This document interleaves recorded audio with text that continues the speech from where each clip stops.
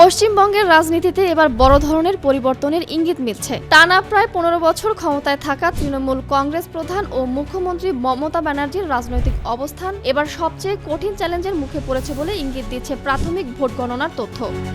Vote গণনার শুরু থেকেই বেশ কয়েকটি আসনে পিছিয়ে পড়তে দেখা যাচ্ছে তৃণমূল কংগ্রেসকে। অন্যদিকে প্রধান বিরোধী দলগুলো শক্ত অবস্থান তৈরি করেছে বলেও জানা গেছে। বিধানসভার 293টি আসনের মধ্যে 192টিতে এগিয়ে আছে বিজেপি, তৃণমূল এগিয়ে আছে 95টি আসনে। এছাড়া একটি আসনে এগিয়ে আছে বামপন্থী, সিপিএম এবং 5টি আসনে অন্যান্য প্রার্থীরা।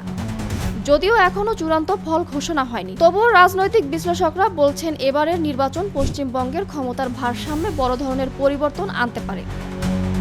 তৃণমূলের দলীয় সূত্রে অবশ্য এখনও আশাবাদী অবস্থান বজায় রাখা হয়েছে। তারা বলছে শেষ মুহূর্তের গণনায় পরিস্থিতি বদলাতে পারে। এদিকে ভোটের ফলাফল ঘিরে রাজ্য জুড়ে রাজনৈতিক উত্তেজনা বাড়ছে। বিভিন্ন জায়গায় সমর্থকদের মধ্যে উচ্ছ্বাস ও উদ্বেগ দুইই লক্ষ্য করা যাচ্ছে।